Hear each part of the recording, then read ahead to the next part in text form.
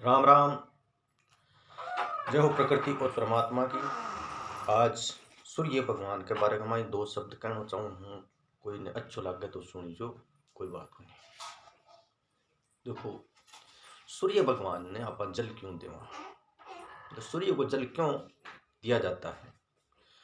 पहले तो किसी भी चीज का हमें ज्ञान होना चाहिए कि हम ये काम क्यों कर रहे हैं। जैसे हम खाना क्यों खा रहे हैं, मतलब खाना खाने से हमारे शरीर को ऊर्जा मिलती है और हमारे शरीर को बल मिलता है। ऊर्जाओं से फिर हम चल पाते हैं, देख पाते हैं, जो भी सब कुछ खाना खाए तो ऊर्जाओं से हम करते हैं।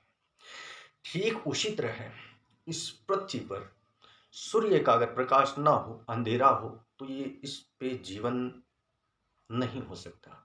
सूर्य के बगैर, प्रकाश के बगैर इस पृथ्वी पर जीवन कुछ नहीं है। मतलब यहाँ से सब्जियां, ऑक्सीजन, ऊर्जाएं, भाप बन के बादल बनना, बारिश होना, ये सारी चीजें, समुद्र का संतुलन, ये सब चीजें सूर्य के द्वारा हो रही हैं। तो हमारा जो जीवन है अग्नि तत्व से भी बना है, वहां भी सूर्य का बहुत बड़ा योगदान है।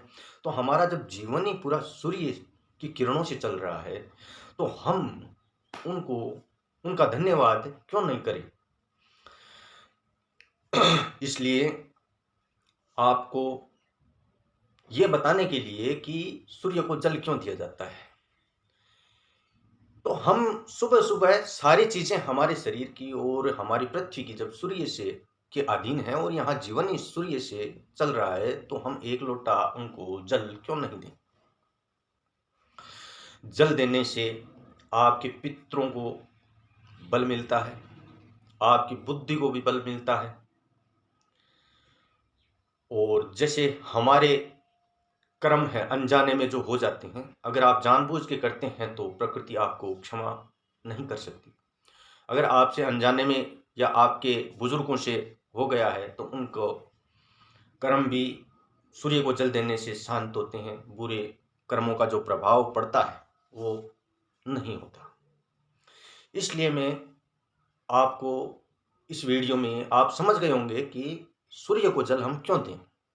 इतना सा भी अगर आप सोच लें कि हमारा जीवन ही सूर्य से है, इसलिए उनका धन्यवाद करने के लिए सुबह सुबह में एक लोटा जल चढ़ाऊं, बस इतना भी समझ के आप कर दीजिए तो भी ठीक ही है। क्योंकि जब हमें हमारी कोई हेल्प करता है तो हम क्या करते हैं, उनका भी साथ देने की कोशिश करते हैं। इसलिए धन्यवाद सूर्य का करने में हमारा क्या जाता है, जब हमारी सारी चीजें सूर्य से हो रही हैं।